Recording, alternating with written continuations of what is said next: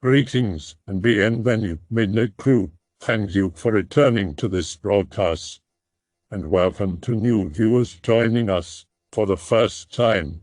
If you like a video, then feel free to subscribe. Okay, I haven't posted this story because even though things worked out okay, I was terrified, and thinking about how she looked and how I felt makes me feel the same way when I remember it. I lived in the second oldest house in my area near Waco, Texas, from when I was about 11 till I was 18.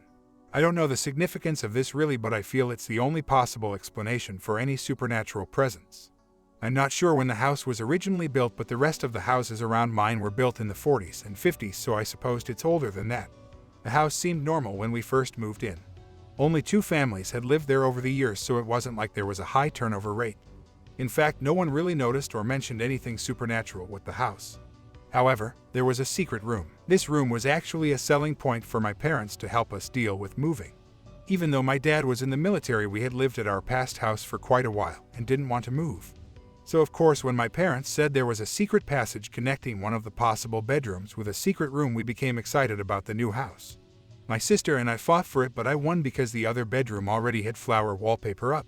When I first saw my room, I went straight to the closet to see the secret door. The secret door wasn't really secret. It was right in the back of the closet and plain to see. However, it was a lot smaller than any normal door.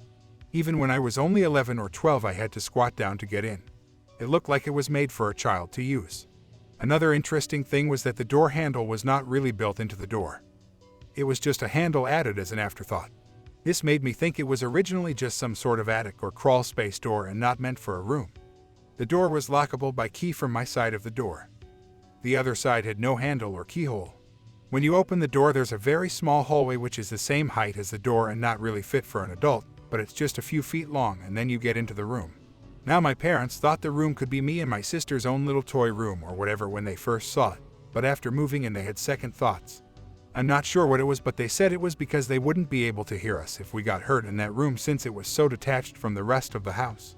Of course, since we wanted our own secret room so badly, they gave in, but said that we had to tell them when we were playing in there, and we had to keep the door to my room, my closet, and the secret room open at all times when we were there.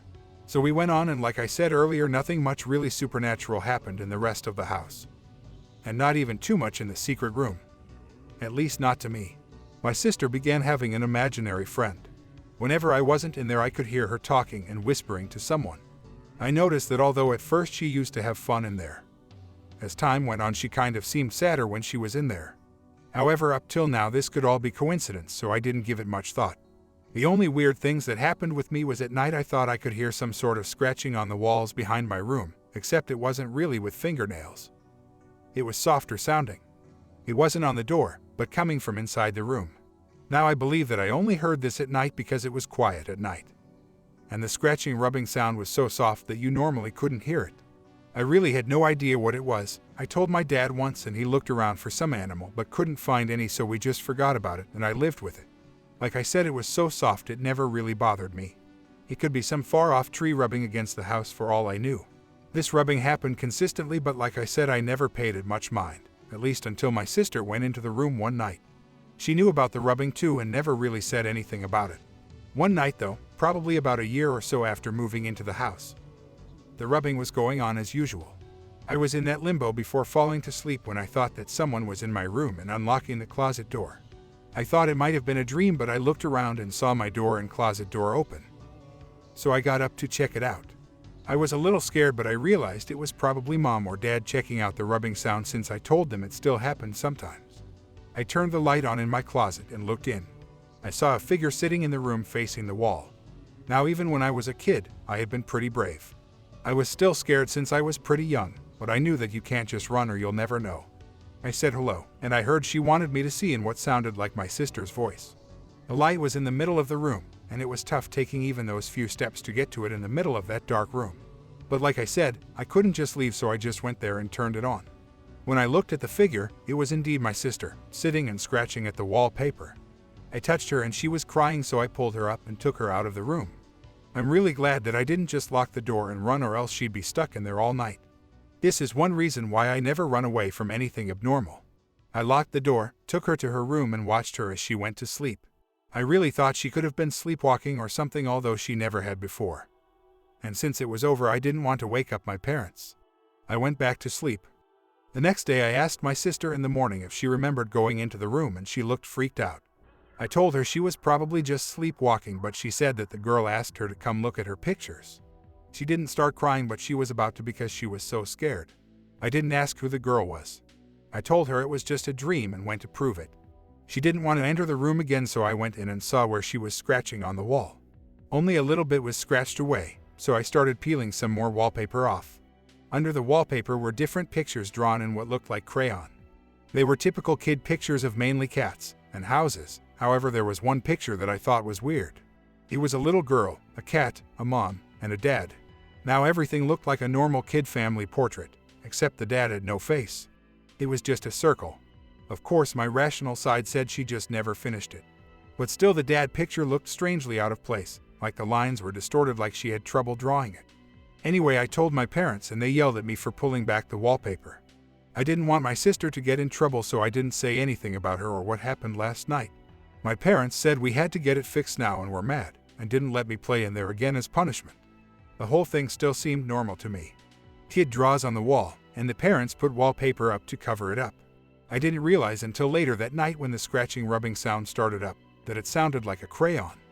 I really started thinking that it was the girl that my sister talked about drawing on the wall. Now after this happened, I started believing that the girl was actually in there. Once I started acknowledging her presence, weirder things began to happen. It happened really slowly. I was about 14 or 15 after the episode with my sister, and the weird things were happening slowly over the course of the next few years. I lived in the house up until I was 18. The changes were so subtle that I didn't really notice that they were happening until much later. The drawing sounds increased a little bit and soon were audible even during the day. I also started hearing a little pattering of feet. The more I heard these things, the more emotional I felt about them. I started feeling angry the more I heard the sounds, especially when I was trying to sleep. However, I always managed to control myself and try to think that this girl was obviously sad and just trying to have fun, and I calmed myself down. However, this was going on so long that I finally asked my sister when I was about 16. I asked her if she ever heard the sounds. She said that she did, although they were pretty quiet. Now I didn't think this was so weird, since obviously I could hear them too. And I told her how annoying it was. She kind of looked at me as if she was hurt, and said that every time she heard the sound she felt really sad. She had trouble talking about it, but I told her this is pretty important since it's going to affect the rest of my years left in the house. She told me that the girl was the girl that she used to talk to when she played in the room. She didn't know her name, but they used to play together. She said she looked just like a little girl about her age, so they had fun together. However, as my sister got older, the little girl seemed to get older too, except very unnaturally. It was subtle at first, but soon she began hating seeing her. She said she looked as if she shouldn't have been alive anymore. I didn't really know what this meant. My sister said she wore the same dress the whole time, even when the girl grew out of it. I asked her why she went into the room that one night to find the pictures.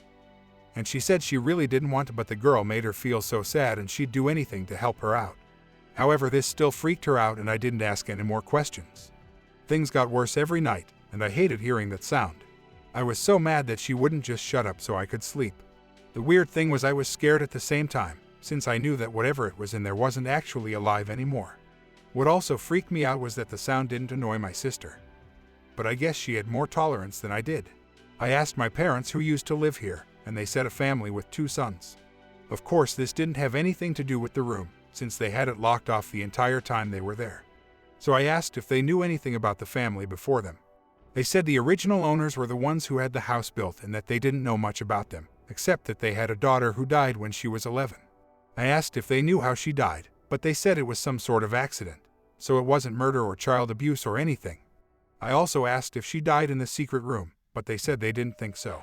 I really think that this was the girl in the room, although I have no idea why she inhabited it still. Once I knew this, I sort of had an idea with what I was dealing with. Last year was when things got the worst.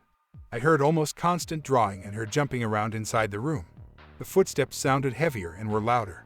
If I ever heard it, I'd pound on the door to the room and she'd stop immediately.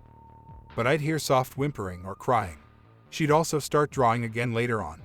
Sometimes I'd scream at her to shut up. I really got mad every time it happened since it had been going on for 6 years. However, I knew that I had to do something about this. I was a lurker by this time, so I've read a lot of ghost story threads, and I remembered how cowardly most of the goons were regarding ghosts, and never checked anything out. So I knew that I had to at least understand what was going on exactly, and if possible end it. I didn't really have a plan, but I knew I had to see the girl or talk to her or something. Last year, shortly before I turned 18, my parents went away for the weekend, so I took the key to the secret room from their room. They kept it ever since locking it that day when I took off the wallpaper. I was determined to see her, so I stayed up expecting to hear sounds. I couldn't hear anything so soon I just fell asleep. It was about 1 a.m. when I woke up to a loud bang, like someone jumped or fell. I heard her footsteps afterwards and of course the drawing. The first thing I felt before any fear was pure anger. I hated that she woke me up, even though this was what I wanted. I immediately grabbed the key and went to the door.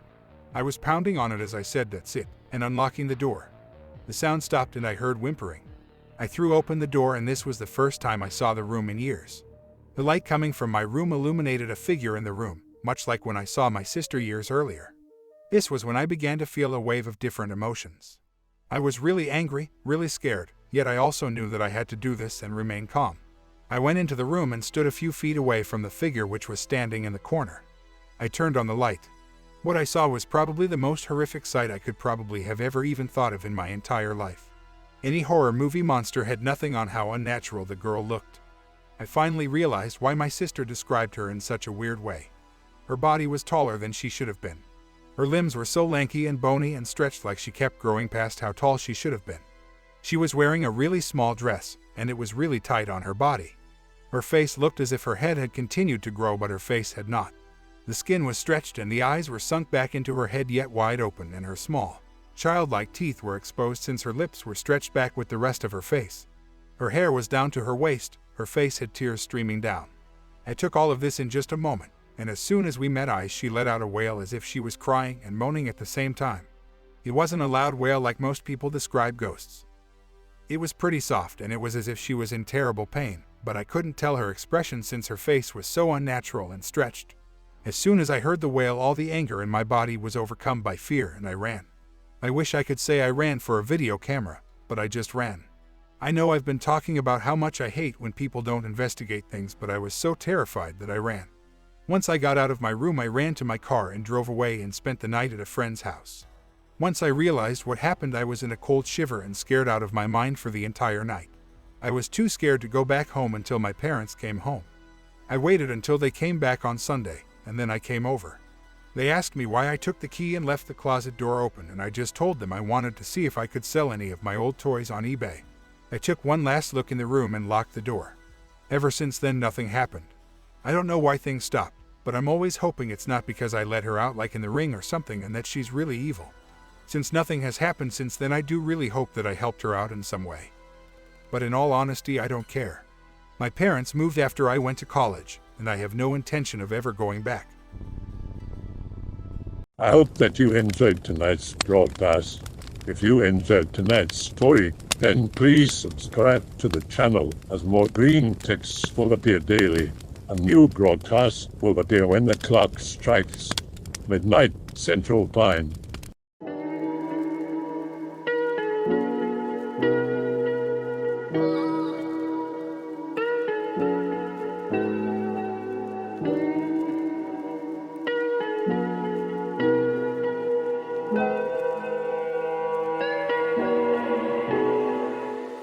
Remember to check out the Odyssey page in the description for a second archive of the channel's videos.